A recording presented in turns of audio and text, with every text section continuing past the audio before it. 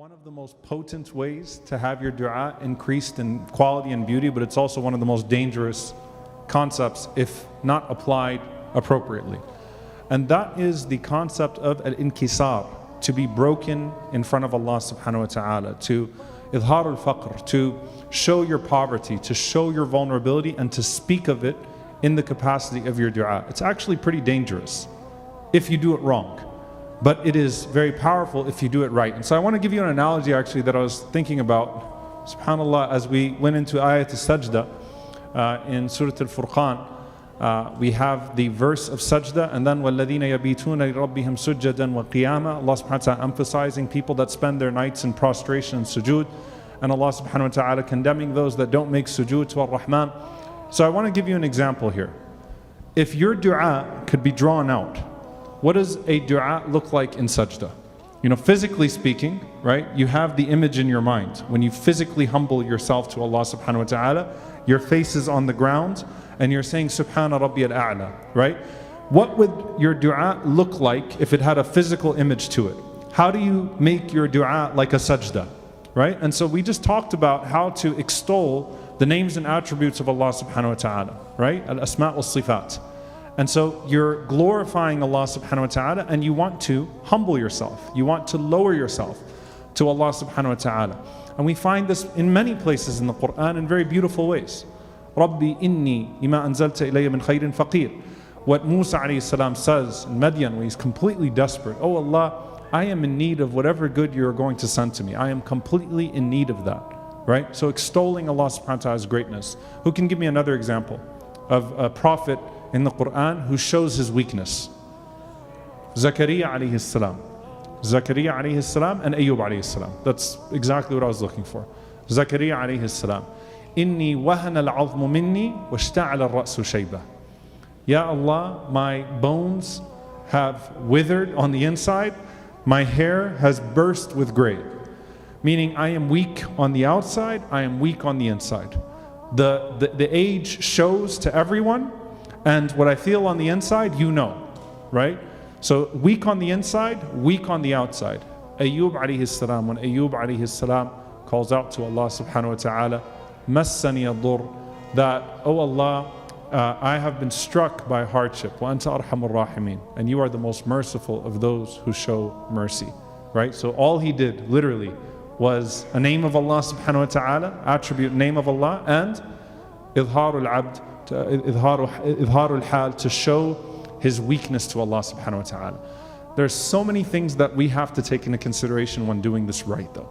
Number one, make sure that you mention the blessings of Allah upon you before you mention the hardship that you are in. Okay? If you're going to mention the hardship that you are in to Allah subhanahu wa ta'ala, make sure you first mention the blessings that you have in your dua. Don't go straight to the hardship. Instead, start with the blessings, the things that you're grateful for. Because that's part of the hamd, that's part of the thana part, right? That's part of the thana part. Praising Allah subhanahu wa ta'ala. So praise and thank Allah subhanahu wa ta'ala for the blessings that you do have. And then you go into the part where you talk about your weakness. Number two, the scholars say don't attribute the hardship to Allah. Al-khayru kulluhu biyadayk, right? All good is in the hands of Allah subhanahu wa ta'ala. وَالشَّرُّ لَيْسَ إِلَيْكَ. And we don't attribute hardship and evil to you. So don't say, oh Allah, you did this to me. Or don't even insinuate that you put me in this bad situation. Attribute the good to Allah. Don't attribute the hardship to Allah subhanahu wa ta'ala, because that would be bad mannerisms in dua. The ulama also mention, when it comes to the blessings of Allah subhanahu wa ta'ala, أَمَّا بِنِعْمَةِ رَبِّكَ فَحَدِّثْ. Speak of the blessings of Allah. Someone asks you how you're doing, you say, Alhamdulillah. You know, here we are, we're in good health, we're in good spirits, Alhamdulillah, everything is going well, Alhamdulillah Rabbil Alameen. Extol the blessings of Allah upon you. Show that gratitude. Spread the spirit of gratitude, right? Look at us, Alhamdulillah, we're living in this situation, that situation, I have nothing to complain about. أَمَّا بِنِعْمَةِ رَبِّكَ فَحَدِّثْ. Right? So speak of the blessing of Allah subhanahu wa ta'ala, not in a boastful way, in a grateful way. But when it comes to your hardships, and when it comes to complaining about your situation, إِنَّمَا أَشْكُ بَثِّي وَحُزْنِي إِلَى اللَّهِ. I complain of my hardship and grief to Allah. Okay? So Ya'qub alayhi salam gives us that example. He's not complaining to his sons about it and says, and I'm going to go make dua for it too. right? He's keeping it up, bottled in a healthy way. I actually don't want to use the word bottled. He's channeling it to Allah subhanahu wa ta'ala. Sometimes, of course, people need counseling. Sometimes people need shura. That's different. This is not what I'm talking about. I'm talking about complaining.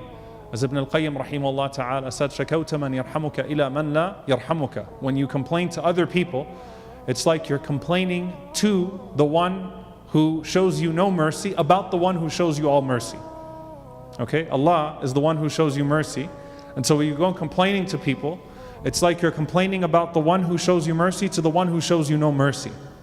Right? No. Keep the hardship and the circumstances. Look, I'm going to take that to my dua. It's a part of my grieving process to Allah subhanahu wa ta'ala. Turn to Allah subhanahu wa ta'ala with that brokenness, with that hurt, with that hardship. And when it comes to the blessings, speak of the blessings of Allah subhanahu wa ta'ala upon you and bring them into your dua. And of course, there's the famous poem of Iqbal, Shakwa, and then Jawab al-Shakwa. I think Sheikh Yasir Burjas speaks Urdu. Can you come do the poem in Urdu, Sheikh?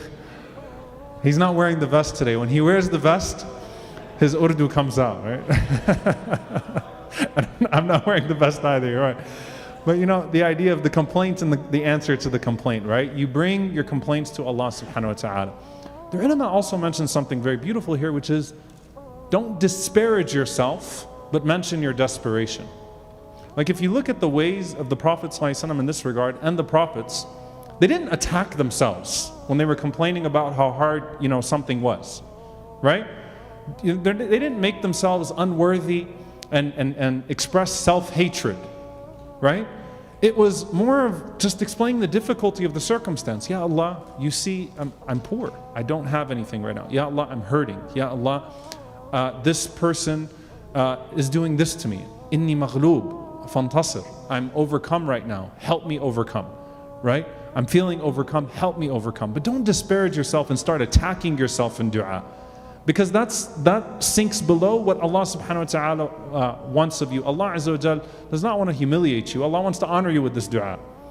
Right? So don't disparage yourself, but mention the desperation that you're in. And I know it's a fine line between the two, but what you really find from the Prophets and from the dua of the Prophet ﷺ is that the Prophets mention the circumstance being difficult, not themselves being inherently unworthy or evil or something of that sort. Like, I deserve this, I had this coming to me. No.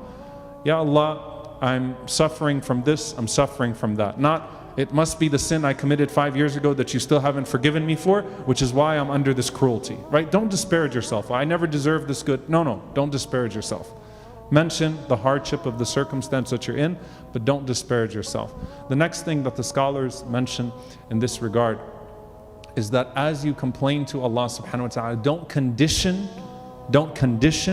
the alleviation of the hardship with worship, or condition your worship with the alleviation of hardship. There are certain ways that this can go wrong. One of them is, oh Allah, if I persist in this situation, then I'm going to do this in a bad way. Like if I stay in this way, I'm going to have no choice but to commit this sin, and I'm going to do this, and I'm going to hurt myself or hurt this person or do this or do that. Don't put a sinful condition on it, right? Like you can't threaten Allah subhanahu wa ta'ala with the removal of the distress. The second thing is, the scholars say, subhanAllah, one of the adab of Islam, one of the things that Islam brought to us in submission to Allah subhanahu wa ta'ala is that your Islam is unconditional. So you say, Ya Allah, if you lift this, then I'll start doing this, and that. No, you should have started doing this, and that anyway. Right? So don't sit there and put conditions on, I'll start praying regularly. I'll start doing this. I'll start wearing this. I'll start fulfilling this obligation. I'll leave off this sin. You should be doing that regardless, right? Because what you're insinuating in that situation is that Allah has not given you enough already for you to fulfill an obligation or to quit a sin. So don't attach these conditions to it. Allah does not need them. They don't make your dua more potent, nor do they make you more praiseworthy in the sight of Allah subhanahu wa ta'ala. The last thing, dear brothers and sisters, that the scholars mention is connecting the need to a name and attribute. Remember, we're talking about completing a dua, right? So you're beginning by praising Allah subhanahu wa ta'ala. And then you're mentioning the asma and sifat of Allah subhanahu wa ta'ala, the names and attributes of Allah. and you're calling upon Allah subhanahu wa ta'ala with those names and attributes, and then you can mention the specific need connected to the name and attribute for the dua. So you actually are taking the time to make that connection all the way through. So if you are sinful, I committed the sin, I'm in this situation, I need you, Ya Allah, Ya Ghaffar, ighfirli. If you are asking Allah subhanahu wa ta'ala for sustenance, right? You mention your poverty, you mention your difficult circumstance, Ya Razzaq, Rizukni. Oh, you who sustain, sustain me, right? And mention what Allah Azza wa Jal has already sustained you with. Mention the things that you can praise of Allah subhanahu wa ta'ala, of the blessings. Make that part of your thana.